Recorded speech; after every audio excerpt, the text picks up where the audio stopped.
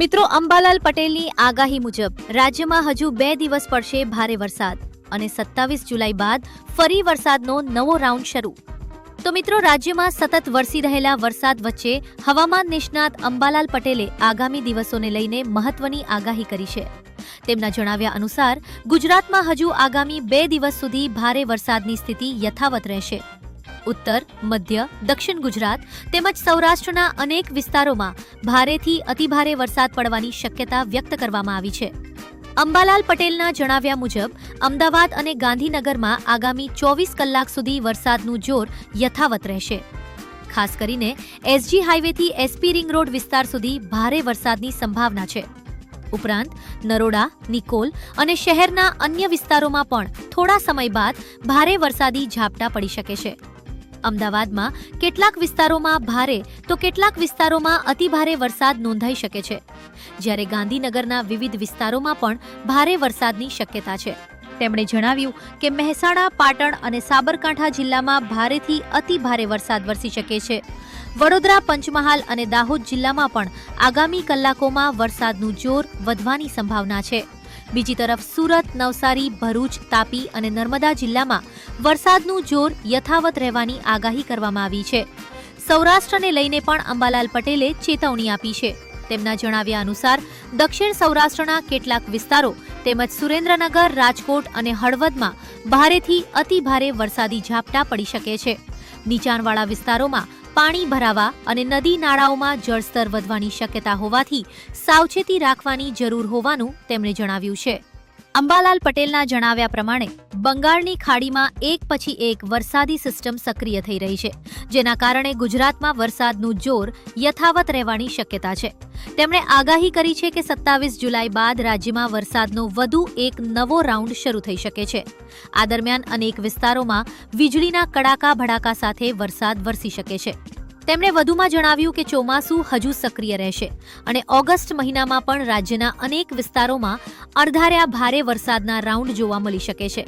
તેથી ખેડૂતો, પ્રવાસીઓ અને નદીદી કિનારાના વિસ્તારોમાં રહેતા લોકોએ હવામાન વિભાગની સૂચનાઓ પર સતત નજર રાખવાની સલાહ આપવામાં આવી છે.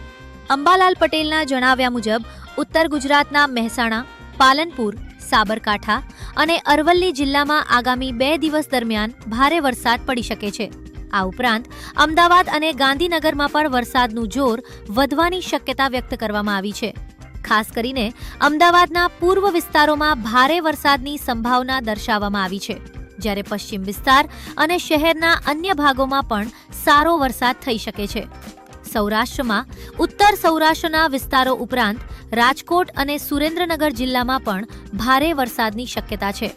બીજી તરફ દક્ષિણ ગુજરાતના નવસારી અને આસપાસના વિસ્તારોમાં ભારેથી અતિભારે વરસાદ પડી શકે છે. વડોદરા અને મહીસાગર જિલ્લાના કેટલાક વિસ્તારોમાં પણ વરસાદનું જોર વધવાની સંભાવના વ્યક્ત કરવામાં આવી છે. મિત્રો, હવામાન અને વરસાદની દરરોજની તાજી અપડેટ મેળવવા માટે ગુજ્જુ સંદેશ ન્યૂઝ ચેનલને સબસ્ક્રાઇબ કરી લેજો. અને તમે ક્યાં ગામથી સમાચાર જોઈ રહ્યા છો અને તમારા વિસ્તારમાં વરસાદ છે કે નહીં તે કોમેન્ટ કરીને જણાવજો. અને આ વિડીયોને લાઇક અને શેર કરી દેજો. તો મિત્રો, વાત કરીએ દક્ષિણ ગુજરાતમાં વરસાદ વિશે. તો દક્ષિણ ગુજરાતમાં મેઘરાજાએ મોસમના સૌથી રૌદ્ર સ્વરૂપ સાથે તાંડવ મચાવ્યું છે. વહેલી સવારે માત્ર 2 જ કલાકમાં રાજ્યના 108 તાલુકાઓમાં સાર્વત્રિક વરસાદ નોંધાયો હતો. ખાસ કરીને વલસાડ અને સુરત જિલ્લામાં મુશળધાર વરસાદને કારણે જળબંબાકારની ગંભીર સ્થિતિ સર્જાઈ છે, જેના પગલે વહીવટી તંત્ર દ્વારા સમગ્ર વિસ્તારમાં હાઈ એલર્ટ જાહેર કરવામાં આવ્યું છે. વલસાડ જિલ્લાના ઉમરગામમાં છેલ્લા 24 કલાકમાં રેકોર્ડ બ્રેક 42 ઇંચ જેટલો અતિભારે વરસાદ ખાબકતા સમગ્ર પંથક પાણીમાં ગરકાવ થઈ ગયો છે. વહેલી સવારે માત્ર 2 કલાકમાં જ અહીં 7.20 ઇંચ વરસાદ પડ્યો હતો. આ સિવાય કપરાડામાં 29 ઇંચ, નાના પોંઢામાં 25.31 ઇંચ, પારડીમાં 21 ઇંચ અને ધરમપુરમાં 20 ઇંચ વરસાદ નોંધાયો છે. ભારે વરસાદના કારણે ઔરંગા નદી 9 મીટરની ભયજનક સપાટી વટાવી જતા કાશ્મીર નગર, બરુડિયાવાડ, છીપવાર અને તરિયાવાડ જેવા નીચાણવાળા વિસ્તારોમાં પૂરના પાણી ફરી વળ્યા છે. ત્યારબાદ વાત કરીએ સુરત શહેરમાં વરસાદ વિશે. તો મિત્રો, સુરત શહેર અને જિલ્લામાં પણ તોફાની વરસાદના કારણે ભારે હોનારત સર્જાઈ છે. સુરતના ઉમરપાડામાં 24 કલાકમાં 34 ઇંચ અને પલસાણામાં 8.23 ઇંચ વરસાદ નોંધાયો છે. શહેરમાં ભેદવાડ, સીમારા અને કુંભારિયા ખાડીઓ ભયજનક સપાટી વટાવીને ઓવરફ્લો થઈ ગઈ છે. સારોલી પોલીસ સ્ટેશનની આસપાસ 5 થી 6 ફૂટ પાણી ભરાઈ જતા રસ્તા બંધ કરવા પડ્યા છે, જ્યારે કોસાડ આરોગ્ય કેન્દ્ર અને ભરત કેન્સર હોસ્પિટલ આસપાસના વિસ્તારો પણ જળમગ્ન બન્યા છે. ખાડીઓના બેકવોટરના પાણી સુરત કડોદરા રોડ પર ફરી વળતા 2 થી 3 ફૂટ સુધીનો જળભરાવ થઈ ગયો છે. સુરક્ષાના ભાગરૂપે તંત્ર દ્વારા આ વ્યસ્ત માર્ગની બંને બાજુનો વાહન વ્યવહાર ત્વરિત અસરથી બંધ કરી દેવાયો છે. નોકરી ધંધા માટે નીકળેલા હજારો લોકો રસ્તા વચ્ચે જ અટવાઈ પડ્યા છે અને અનેક વાહનોના એન્જિનમાં પાણી ઘૂસી જતા બંધ પડી ગયા છે. ટ્રાફિક પોલીસ અને મનપાના ફ્લડ કંટ્રોલ રૂમ દ્વારા વાહનોને વૈકલ્પિક માર્ગો પર ડાયવર્ટ કરવામાં આવી રહ્યા છે. ડાંગ, નવસારી અને મધ્ય ગુજરાતની સ્થિતિ વિશે જાણીએ તો દક્ષિણ ગુજરાતના અન્ય વિસ્તારોમાં પણ અવિરત વરસાદ ચાલુ છે. નવસારીના ખેરગામમાં 2.56 ઇંચ, વાપી અને ભરૂચમાં 2.28 ઇંચ તેમજ ડાંગ અને વઘઈમાં 2.20 ઇંચથી વધુ વરસાદ નોંધાયો છે. મધ્ય ગુજરાતના નર્મદાના નાંદોદમાં 4.17 ઇંચ અને નેત્રંગમાં 3.78 ઇંચ વરસાદ પડ્યો છે. તમામ નદી નાળાઓ બે કાંઠે વહેતા ગ્રામીણ અને શહેરી વિસ્તારોનો સંપર્ક ખોરવાયો છે.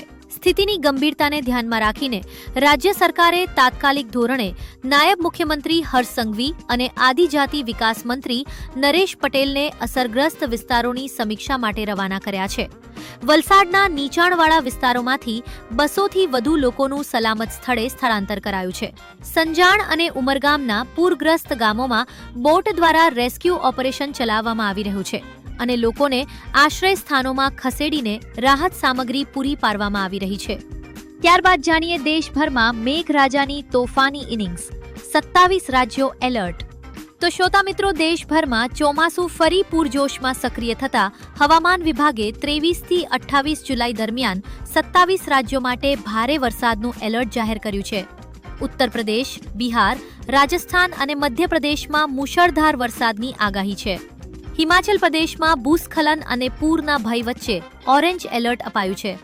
ગુજરાત, મહારાષ્ટ્ર અને દિલ્હી એનસીઆર સહિતના અન્ય રાજ્યોમાં પણ ગાજવીજ સાથે વરસાદી માહોલ રહેશે. ત્યારબાદ જાણીએ અમદાવાદ જળબંબાકારની સ્થિતિ વિશે. તો મિત્રો, અમદાવાદમાં સવારે 6 થી 12 વાગ્યા દરમિયાન ભારે વરસાદ ખાબક્યો છે. સરખેજમાં 5.91 ઇંચ અને બોપલમાલમાં 5.89 ઇંચ વરસાદ નોંધાયો છે. આ ઉપરાંત જોધપુર, બોડકદેવ અને સાયન્સ સિટીમાં 5 ઇંચથી વધુ વરસાદ પડ્યો છે. ભારે વરસાદના કારણે શહેરના અનેક રસ્તાઓ તેમજ અંડરપાસમાં પાણી ભરાઈ ગયા છે. પરિસ્થિતિને ધ્યાનમાં રાખીને શાળા કોલેજો વહેલી છોડી દેવા માટે નિર્દેશ આપવામાં આવ્યા છે.